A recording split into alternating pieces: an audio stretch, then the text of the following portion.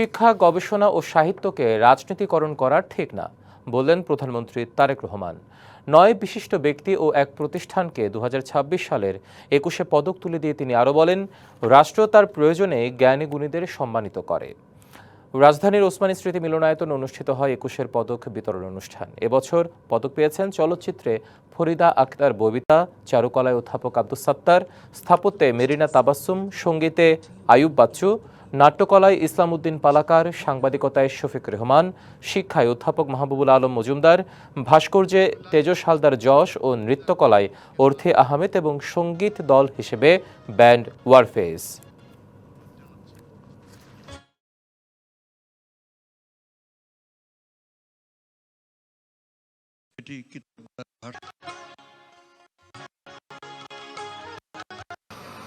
রাষ্ট্র তার নিজের প্রয়োজনেই জ্ঞানীগুণী মানুষদের সম্মানিত করে। শিক্ষা, গবেষণা এবং শিল্প সাহিত্যের চর্চাকে আরো বেগবান করতে রাষ্ট্র এবং সরকার তার দায়িত্ব অবশ্যই পালন করবে।